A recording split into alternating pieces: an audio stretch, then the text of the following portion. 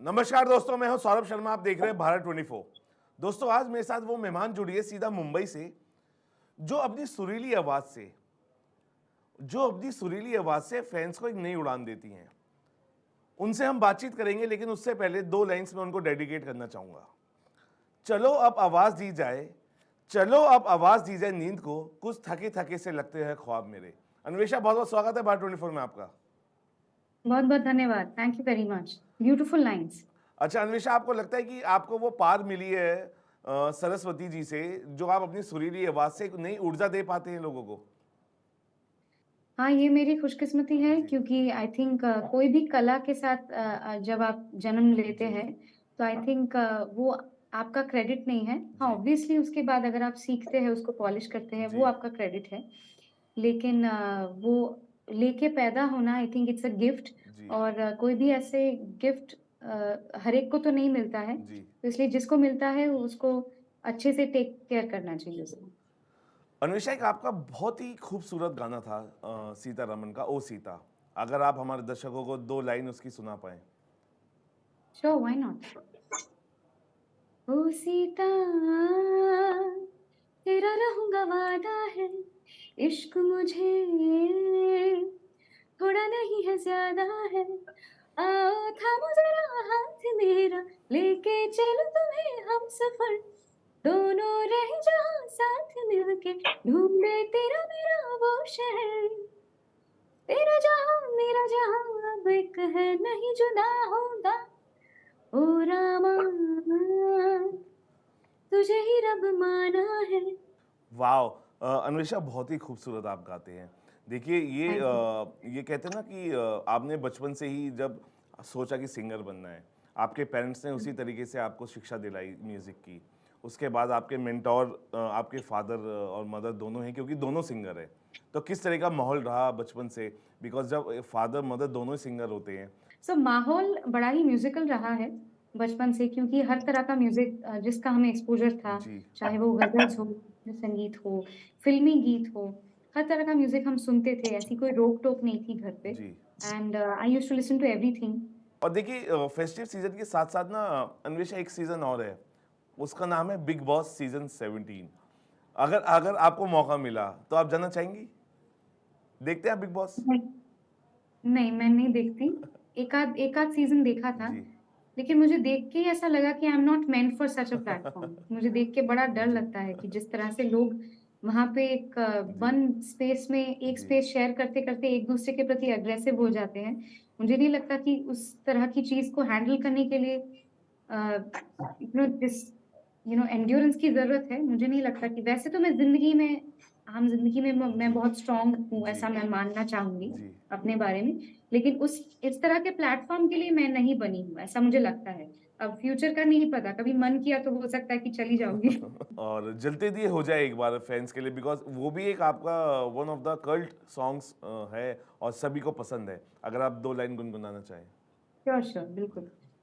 सुनते हैं जब प्यार हो तो दिए जल उठते हैं, तन में मन में और नैन में दिए जल उठते हैं। आजा पिया आजा, आजा पिया आजा हो, आजा पिया आजा तेरे ही लिए जलते दिए, बितानी तेरे साए में साए में, जिंदगानी बितानी तेरे साए में साए में। आप गाने तो लिखते ही हैं, लेकिन कुछ इश्यूज़ हैं जिस पे आप हुँ। लिखते हैं, नेशनल, इंटरनेशनल। अभी बहुत सारे इश्यूज़ चल रहे हैं। अभी कुछ लिखा है आपने? अभी रिसेंटली तो मैंने इतना ज़्यादा फ़ॉलो नहीं किया है, जी। और जिस चीज़ के बारे बारे में मुझे नॉलेज ना हो, उस चीज़ पे जी। मैं कमेंट नहीं करती हूँ। जी। अगर मेरी नज़र में कुछ आता है और ऐसा कुछ मैंने फ़ॉलो किया है जी। और मुझे लगता है कि एक एक रिस्पॉन्सिबल इंसान होने के जी। नाते मुझे इस बारे में वोकल होना चाहिए, जी। तो फिर मैं उस बारे में, क्योंकि आज की डेट में हमारे पास ये पावर है, सोशल मीडिया हमें वो पावर जी। देती है कि हम अपनी सोच को वॉइस कर सकें। और sometimes we can be vocal about what we think, and अगर वो इश्यू वाक़ई में बात करने लायक है और हमें जी। बात करना चाहिए, चुप नहीं रहना चाहिए, जी। तो उस बारे में आई थिंक मैं बात करती हूँ एज़ अ रिस्पॉन्सिबल पर्सन। अभी कौन सा लेटेस्ट इशू था जिस पे आपने लिखा है? अभी रिसेंटली तो मुझे कुछ याद नहीं आ रहा है, बट जी। या रिसेंटली जो सिक्किम में फ्लड्स हुए, ओह! आई थिंक उस बारे में मैंने पोस्ट तो नहीं डाला था क्योंकि मैं काम में आई वाज़ ऑक्यूपाइड। जी, लेकिन वो देख के बड़ा ही मुझे, क्योंकि नेचुरल कैलामिटी जब आती है ना, जी, तो हमें बार-बार मदर नेचर ये सिग्नल देके जाती है कि जी, प्रकृति को हमेशा उसके सामने झुक के रहना चाहिए। बिल्कुल। तो बार-बार ये सिग्नल देती है वो कि मुझ पे अत्याचार मत करो। सो वो देख के वहाँ पे फ्लड्स की वजह वजह से जिन फैमिलीज़ को नुकसान हुआ है, जिन्होंने अपने अपनों को खोया है, उनके लिए मैं यही कहना चाहूँगी, हालाँकि मैंने इस बारे में कुछ पोस्ट जी, नहीं डाला था, क्योंकि मुझे लिखने का वक़्त नहीं मिला। आई विश यू स्ट्रेंथ, जिन्होंने भी अपने अपनों को खोया है, जिनके घर जी, उजड़ गए इन फ्लड्स के दौरान, उन सबके लिए मेरी सहानुभूति है। यही कहूँगी कि आप बहुत जल्द you will be settled again, you will come back to normal life. बस अपने हौसलों को बुलंद रखिए जी। एंड बिल्कुल, स्टे स्ट्रांग।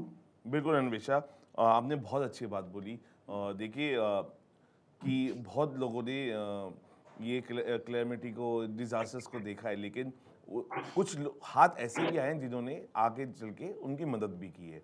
और मुझे लगता है अन्वेषा भी उनमें से एक है, जो मुझे लगता है कि हाथ आगे बढ़ाती है हमेशा से ही, जिसको ज़रूरत होती है। मैं ये जानना चाहूँगा कि क्योंकि आप सिंगर हैं और रिमिक्सेस का दौर हम बहुत देख रहे हैं। कई बार पुराने गाने रिमिक्स होते हैं, लेकिन कई पुराने गाने जिन्होंने गाए उन्होंने आपत्ति भी जताई है कि उस तरीके से उसको परफॉर्म नहीं किया गया या उस तरीके से गाया नहीं गया। हुँ। आप कैसे देखते हैं रिमिक्स के दौर को? क्योंकि रिमिक्स बहुत अभी हम सॉन्ग सुन रहे हैं पुराने, नई तरीके से उनको पेश किया जा रहा है। देखिए, ट्रेंड तो ट्रेंड होता है और जी, मैं कोई नहीं होती उसको जज करने वाली। जी, लेकिन as an artist and as a creative person, जी, जिसको ओरिजिनल म्यूज़िक जो खुद बनाती भी है और ओरिजिनल म्यूज़िक का हिस्सा भी रह चुकी है इतने सालों से। जी, So as an artist, as an original artist, I don't feel good about this trend. I don't think it's a very healthy trend. कभी-कभार रीमिक्सेस अच्छे लगते हैं। हम भी पार्टियों में वगैरह में जब जी, एन्जॉय करते हैं जी, लोग, तो रीमिक्सेस चलाते हैं। पुराने गानों की एक रिकॉल वैल्यू होती है, तो उसको रीपैकेज करके आई जी, think it's also money making device for music companies, तो उनके लिए भी फ़ायदेमंद है ये मॉडल। लेकिन आर्टिस्ट के लिए बहुत ज़्यादा फ़ायदेमंद नहीं है, जो ओरिजिनल गाने बनाना चाहते हैं, जी, स्पेशली फॉर कंपोज़र्स। मैं तो ज़्यादा संख्या में लोग मुझे एज़ अ सिंगर जानते हैं, जी, लेकिन जो फुल फ्लेजेड जिनका काम कंपोज़िंग ही है और जो सिर्फ़ और जी, सिर्फ़ कंपोज़ ही करते हैं, उनके लिए ये इतना हेल्दी ट्रेंड नहीं है, जी, क्योंकि उनको नए गाने बनाने हैं। अगर सिर्फ़ रीमिक्सेस करने के लिए लोग उनको बुलाने लगेंगे, तो फिर कंपोज़र्स की क्या ज़रूरत है? तो बिल्कुल, फिर डीजे ही काफ़ी है। बिल्कुल, सो मैं किसी को डिग्रेड नहीं कर रही हूँ या फिर किसी प्रोफ़ेशन को छोटा करके नहीं देख जी, रही हूँ। लेकिन आई थिंक जो एक म्यूज़िक कंपोज़र का दर्जा होता है, वो बहुत ऊपर होता है। बिल्कुल, स्पेशली सिंगर के लिए तो वो गुरु समान है। तो इसलिए आई थिंक वो दर्जा उनको नहीं मिल पाता है या फिर वो सम्मान किसी ट्रेंड की वज़ह से उनको नहीं मिल पाता है वो इम्पोर्टेंस, तो मुझे बुरा लगता है as an artist. So in in from that perspective it's not a good thing, but otherwise ऐसे ट्रेंड्स आते-जाते रहते हैं, जी। So we are nobody to जज इट। अच्छा, आपका आई एम 24 का एक बहुत बेहतरीन एक और गाना था, 2 लफ्ज़ों की है। अगर वो जी, हो जाए उसके बाद फिर आखिरी 2 सवाल आपसे होंगे। Of course. जी। वो भी रीमेक ही था, जी, लेकिन जी, मुझे बिल्कुल, गाने पे बिल्कुल, बड़ा मज़ा आया बिल्कुल। था क्योंकि जी, पंचम दा का ओरिजिनल गाना बिल्कुल। था। दो लफ्जों की है दिल की कहानी, या है मोहब्बत या है जवान। दो लफ्जों की है दिल की कहानी, या है मोहब्बत या है जवानी। ला ला ला ला ला ला ला ला ला। ही मैंने बहुत इंटरव्यूज़ किए। पे डिस्पैरिटी की बात होती है, एक्टर्स को ज़्यादा मिलता है, एक्ट्रेसेस को ज़्यादा नहीं मिलता। क्या सिंगर्स में भी पे डिस्पैरिटी है? आपको लगता है कई बार हो जाती है या आपने कभी फ़ील की हो इस बात को?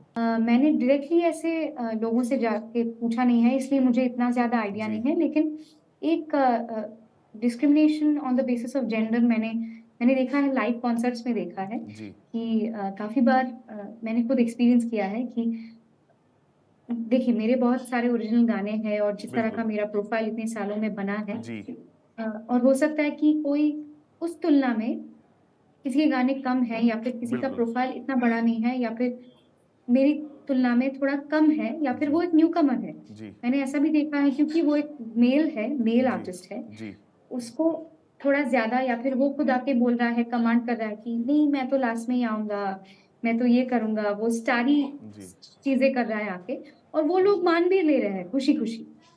और इससे मुझे कोई तकलीफ नहीं है, लेकिन बहुत सारी और भी फीमेल मेरे कोलीग्स को उनसे बातचीत जब होती है तब हम लोग इस चीज़ को लेकर हँसते भी हैं और थोड़ा बुरा भी लगता है जी, कि ऐसा नहीं होना चाहिए जी। जेंडर की बेसिस पे। अच्छा जाते-जाते अगर बनारसिया सॉन्ग हो जाए तो because it's one of my favourite also और it will be thank a you, treat it will be a treat to our audience also. Thank you, बिल्कुल।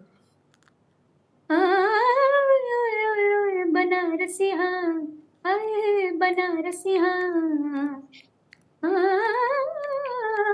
बनारसिया, हाय बनारसिया, रंग में भंगिया भंग में रंग बनारसिया, हाय बनारसिया, मन के पर भोले भंडारी, मन के पर भोले भंडारी, घाट किनारे उमर गुजारी, घाट बनारसिया, हाय घाट बनारसिया, घाट बनारसिया, ठाठों में ठाठ बनारसिया, हाय हाय ठाठ Banarasiya. Thank you. Thank you Anvesha आप हमारे साथ जुड़े, हमसे बहुत सारी बातें की। आपके आने वाले प्रोजेक्ट्स के साथ आपसे फिर मुलाकात होगी। फिलहाल अभी के लिए